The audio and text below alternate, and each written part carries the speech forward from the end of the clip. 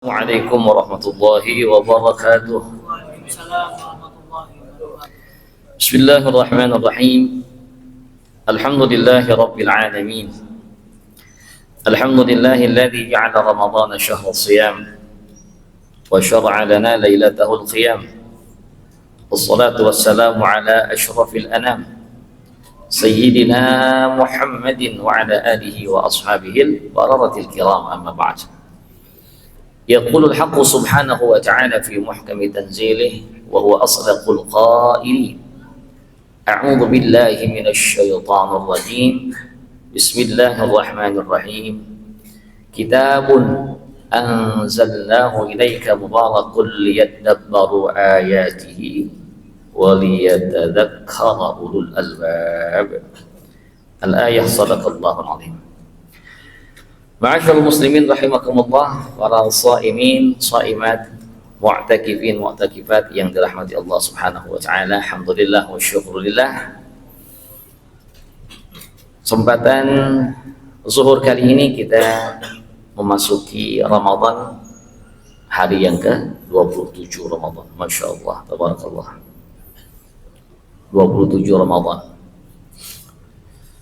Cuma untuk di Kejaksaan Agung besok sudah libur ya, cuman puasanya masih kan. Tadi harusnya diumumin, jadi yang liburnya itu hanya waktu kerja, tapi Ramadannya enggak libur ya, enggak ya. THR berarti udah turun, THR ya, aman ya, Masya Allah, enggak libur, enggak pakai libur. Alhamdulillah wa syukurillah. Tanpa terasa Ramadan kita jalani, kita sudah berada di tanggal 27. Masya Allah, tabarakallah. Dan waktu-waktu terbaik yang kita nanti, yaitu di Ashurul Awakhir, kita sedang menjalaninya. Masih ada beberapa kesempatan di Ashurul Awakhir, di mana petunjuk baginda Rasulullah SAW. Di situ Allah letakkan terjadinya Lailatul Qadar, terlebih semalam di malam 27. Subhanallah, memang ada potensi besar sebagaimana disampaikan oleh Sayyidina Abdullah bin Abbas radhiyallahu anhu, seorang sepupunya baginda Rasulullah SAW, sahabat, murid beliau yang memiliki kesetiaan tinggi terhadap Rasulullah SAW. Beliau didoakan oleh baginda Rasulullah SAW, Allahumma faqihu fid din wa allimhu ta'wil. Jadi Sayyidina Abdullah bin Abbas ini orangnya cerdas. Beliau tahu satu ketika Rasulullah lagi bermalam di rumah bibi beliau, Sayyidatuna Safiyah, Siti Safiyah. Sayyidina Abdullah bin Abbas tahu kalau setiap malam Rasulullah itu akan bangun. Maka sebelum beliau bangun, Sayyidina Abdullah udah menyiapkan segala hal yang dibutuhkan. Ini bayangkan dulu baginda Rasulullah SAW, di zaman beliau itu belum ada sanitasi, belum ada saluran air, belum ada ya mesin air yang seperti sekarang. Hanya ada air-air dari sumur-sumur tertentu. Untuk itu di antara sedekah yang paling utama adalah membuat sumur. Kenapa? Karena di daerah dataran yang padang pasir, bawahnya adalah batu-batu cadas, itu untuk menggapai sumur sampai mengeluarkan air itu membutuhkan biaya yang sangat besar. Sayyidina Utsman bin Affan termasuk orang kaya yang dermawan. Ketika Rasulullah SAW sampaikan di antara sedekah yang paling afdal adalah membuat sumur, maka beliau langsung membuat sumur. Itu Sayyidina Utsman bin Affan radhiyallahu anhu. Nah, jadi sebelum baginda Rasulullah SAW bangun dari tidur, Sayyidina Abdullah bin Abbas sudah siapkan dahulu air di satu wadah. Ya, mungkin kalau kita sekarang kita ada anduk kecilnya ya, di mana beliau akan berwudu. Ya, beliau akan buang air, disiapkan. Di mana beliau akan buang air? Ya, menipi ke tempat agak jauh, dibikin lubang. Ya, nanti tinggal diuruk istinja. Coba lihat seperti itu tuh zaman Rasulullah SAW. Makanya kalau kita kurang-kurang bersyukur sekarang, Masya Allah, dengan kondisi kita yang Masya Allah ya, air berlimpah, kita tinggal buka keran keluar air langsung sudah terarahkan di saluran-salurannya, di drainasenya, masuk dengan begitu teraturnya ya. Ya, kecuali ada beberapa penyumbatan di kali-kali ya yang sekarang lagi dirapi-rapihkan nih, Masya Allah, menyebabkan air jadi tergenang di berbagai tempat. Nah, karena ide brilian kesetiaan dari Sayyidina Abdullah bin Abbas, Rasulullah SAW ketika bangun melihat ya ada air yang sudah ada di wadah, ada kain sebagai handuk untuk beliau yang sudah disiapkan, maka beliau bertanya kepada bibi beliau, siapa yang menyiapkan ini semua? Maka Siti Sofia bibi beliau menjawab, siapa lagi kalau bukan Abdullah, sepupu Abdullah. Rasulullah SAW senang dengan perlakuannya Abdullah, maka Sayyidina Abdullah bin Abbas, beliau didoakan oleh baginda Rasulullah SAW saat itu, Allahumma faqihhu fid din wa 'allimhu ta'wil. Ya Allah, berikanlah pemahaman agama kepada Abdullah dan ajarkanlah ia akan takwil. Takwil itu tafsir Al-Quran. Masya Allah. Kata Sayyidina Abdullah bin Abbas radhiyallahu anhu, setelah doanya baginda Rasulullah SAW untuk beliau itu, maka tidaklah ada satu ayat yang beliau jumpai dalam Al-Quran kecuali beliau sudah tahu apa artinya, apa kandungannya, maknanya. Subhanallah. Ini mukjizatnya baginda Rasulullah sallallahu alaihi wasallam. Nah, seorang Abdullah bin Abbas, ya, beliau memiliki tafsir dan tafsir Ibnu Abbas. Di dalam tafsir Ibnu Abbas, Sayyid Abdullah bin Abbas mengungkapkan Lailatul Qadar itu di dalam surah Al-Qadar disebutkan 3 kali. Ya. Surah Al-Qadar, inna anzalnahu fi lailatul qadar. Wa ma adraka ma lailatul qadar. Yang kedua, lailatul qadri khairum min alfi syahr. Yang ketiga, lailatul qadar disebutkan 3 kali di dalam surah Al-Qadar, sedangkan huruf lailah al-qadar, lailah 4 huruf lailah, al-qadar alif lam qaf dal ra 5, 4 tambah 5 9. Lailatul Qadar 9 huruf disebutkan 3 kali. Sayyid Abdullah bin Abbas, ini rahasia bahwasanya Lailatul Qadar terjadinya di malam 27. Masya Allah. Namun itu satu ilmu yang beliau dapati di antara rahasia Al-Quran, bukan menjadi satu patokan selalu Lailatul Qadar di tanggal 27, tetapi sebagian besar Lailatul Qadar itu memang terjadi di dalam malam 27 Ramadan. Mudah-mudahan semalam banyak yang sudah kita lakukan, insya Allah. Minimal kita sudah salat isya berjamaah. Karena kalau orang salat isya berjamaah, man shallal isya fi jama'atin fa ka'annama ahya nisfal lail, dalam riwayat Imam Muslim. Ya, barang siapa yang salat isya dalam jamaah, maka dia seperti menghidupkan separuh malam. Masya Allah. Tuh lihat, kalau salat isya jamaah. Ini kawan-kawan yang pulangnya jam berapa ya? Jam 4, jam 5 ya. Nah, kira-kira isya udah nyampe rumah belum tuh? Kalau udah, alhamdulillah aman.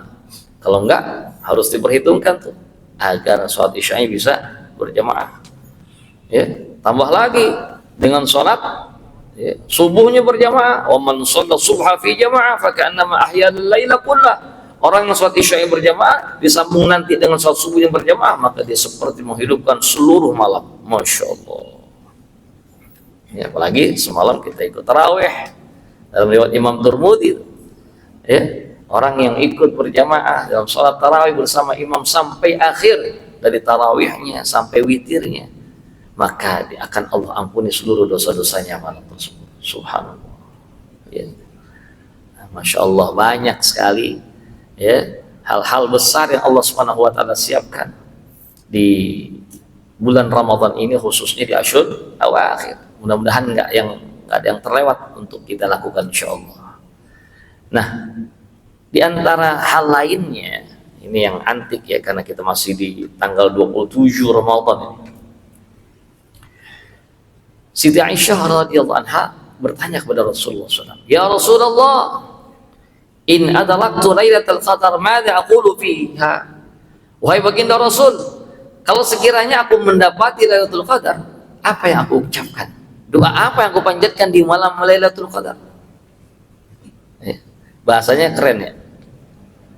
In adraktu Lailatul Qadar. Ya Rasul, kalau aku mendapati Lailatul Qadar, jadi sahabat-sahabat ya, termasuk istri Rasul sallallahu alaihi wasallam, termasuk beliau, itu Allah tampakkan Lailatul Qadar. Allah tampakkan, jadi beliau bisa mengetahui, oh ini malam adalah malam Lailatul Qadar. Maka bahasa beliau, in adraktu Lailatul Qadar, kalau aku mengetahui Lailatul Qadar, satu malam itu adalah malam Lailatul Qadar, madza aqulu fiha, apa yang aku ucapkan di malam Lailatul Qadar tersebut? Doa apa yang aku panjatkan? Doa apa? Maka Rasulullah SAW mengajarkan, quli, kalau kau dapati Lailatul Qadar, maka ucapkanlah, Allahumma innaka afu tuhibbul afwa fa'fu anni. Kau sendiri, ramai-ramai, Allahumma innaka afu tuhibbul afwa fa'fu anna. Nih, jemaah, kita sedikit menelaah. Lailatul Qadar itu kan malam yang sangat berharga ya. Berapa nilainya? Nilainya berapa malam? Lebih baik dari berapa malam? Pernah itu enggak? Kan Lailatul Qadri khairum min alfi syahr. Lailatul Qadar itu lebih mulia, lebih afdal dibandingkan 1000 bulan. Berapa hari? Berapa malam? Ya, kita ambil rata-rata dah. 1 bulan berapa hari? 30 dah. 30 kali 1000 berapa? 30, 1000, 30.000. Malam yang nilainya lebih baik dari 30.000 malam. Masya Allah, 30.000 malam. Berarti ya, lebih dari 83 tahun 4 bulan. Subhanallah, mungkin melebihi dari usia kita satu malam itu ya. Makanya Rasulullah menganjurkan kita menghidupkannya gitu, ya, i'tikaf, kita baca Quran, kita sholat malam, kita doa, munajat terus. Nah, di malam yang sangat mulia ini, di malam yang nilainya lebih baik dari 30.000 kali waktu yang sedang dijalani oleh seorang hamba yang ada di dalamnya, seorang istri Rasulullah SAW bertanya kepada suaminya, kepada baginda Rasulullah SAW, ya Rasul, kalau aku berada di malam yang nilainya itu lebih baik dari 30.000 kali waktu kita berada di dalamnya, apa yang aku panjatkan? Berarti kan beliau sedang bertanya, ya Rasul, ini kalau kita lagi ada di malam yang sangat berharga Lailatul Qadar, apa sih yang kita minta sama Allah? Apa yang kita minta? Ternyata yang Rasulullah SAW ajarkan hanyalah doa yang sangat-sangat simple, sangat sederhana. Apa yang Rasul ajarkan? Panggillah Allah, Allahumma innaka afu. Ya Allah, engkau adalah Tuhan yang maha pemaaf. Tuhibbul afu. Kau cinta, kau senang untuk memberikan maaf. Fa'fu anni, maka maafkanlah aku. Ternyata di malam yang sangat mulia, di waktu yang sangat berharga tersebut, yang Rasul ajarkan adalah tentang maaf. Allah sang pemaaf, Allah senang untuk memberi maaf, maka kita minta kepada Allah agar kita dimaafkan. Ya Allah, ternyata tentang maaf. Ada apa di balik maaf ini? Subhanallah. Nah, ini nih sesuatu yang mudah kita ucapkan, mungkin kadang-kadang berat untuk kita laksanakan. Ya. Orang ada yang sulit untuk memberi maaf. Kalau maaf aja nggak bisa kita minta, ya apalagi duitnya. Lebih-lebih lagi kali ya. Maafnya aja kita nggak bisa minta. Ya Allah. Mungkin lisannya sudah memaafkan, hatinya enggak. Mungkin dia memberikan maaf, namun nggak bisa dilupakan hal-hal buruk yang dialami. Subhanallah. Rasulullah SAW mengajarkan satu doa agar kita minta maaf kepada Allah Subhanahu wa Ta'ala. Tentu kalau kepada Allah Subhanahu wa taala nggak pakai cerita. Emang kita punya salah, emang kita punya dosa, punya kekeliruan, kealfaan? Pasti banyak. Iya. Kira-kira punya nggak kita salah kepada Allah? Punya nggak dosa kepada Allah? Waduh, banyak kali ya. Cuma hebatnya yang saya pikir begini, Rasulullah SAW mengajarkan kita satu nilai yang begitu tinggi dari ajaran agama Islam. Nggak perlu nanya kita punya salah berapa banyak, ataukah kita punya salah atau tidak, tapi minta maaf aja. Ya, Allahumma innaka afu tuhibbul afwa fa'fu anni. Ya Allah, kau adalah Tuhan yang maha pemaaf, kau senang memberikan maaf, maafkan aku. Itu adalah sifat Allah yang kita panggil al-afu. Salah satu daripada asmaul husna. Nama Allah yang mulia ada 99. Walillahil asmaul husna fad'uhu biha. Allah punya 99 nama yang mulia.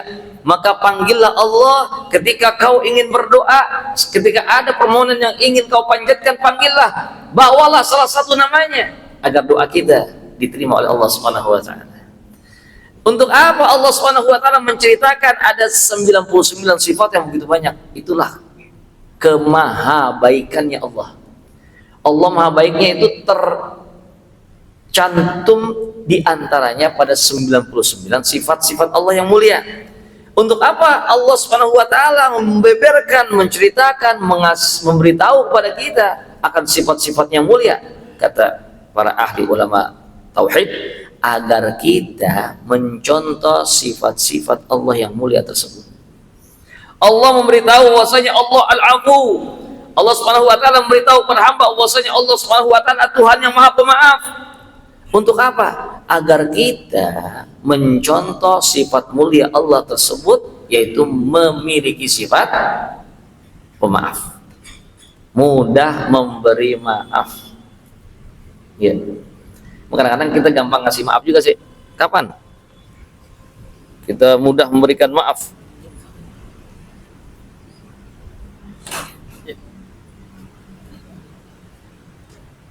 Yes. Kapan kita mudah memberi maaf? Kadang-kadang gitu ya, kita mudah juga ngasih maaf. Kalau ada orang yang datang ke rumah, dia minta sesuatu, kita kasih apa? Kita kasih maaf. Kasih ya? Pak, atau sedekahnya maaf ya. Jadi bukan kita kasih duit, kasihnya maaf. Itu disuruh lewat namanya. Maaf ya, lain kali. Kalau sampai janji, ntar lain kali datang nggak ngasih lagi.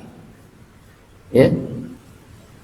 Padahal di dalam Al-Quran mungkin wallahu a'lam ya, apakah ini implementasi dari apa yang terdapat dalam Al-Quran, cuman implementasi yang keliru gitu.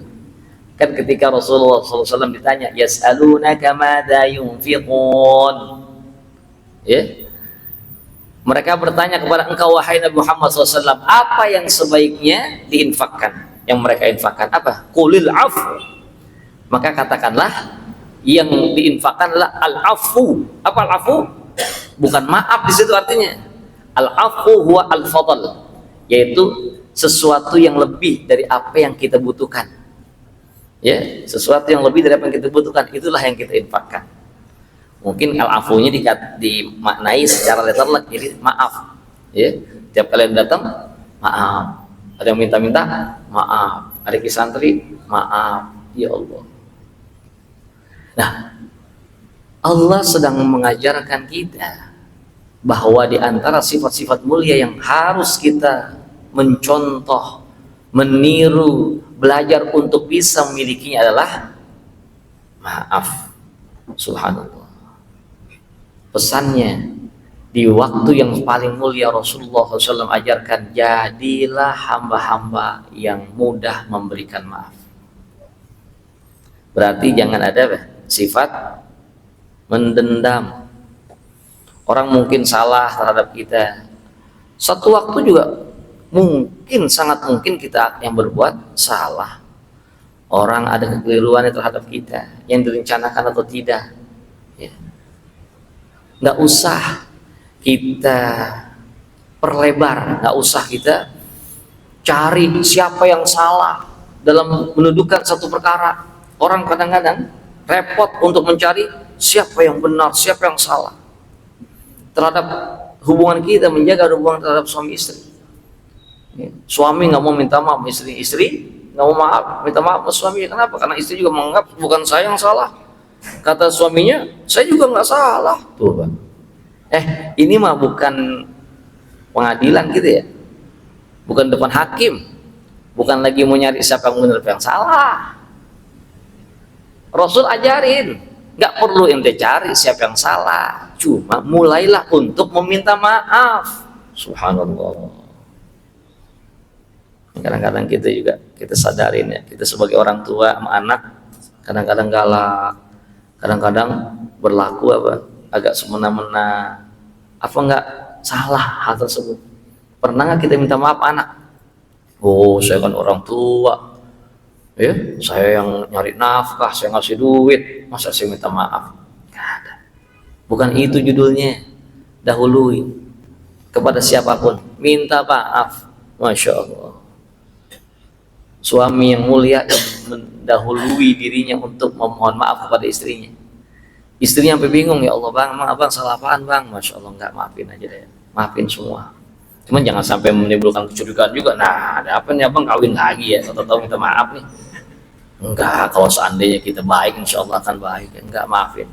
Ya, tentu banyak salah abang, Masya Allah. Luntur langsung tuh hatinya istri.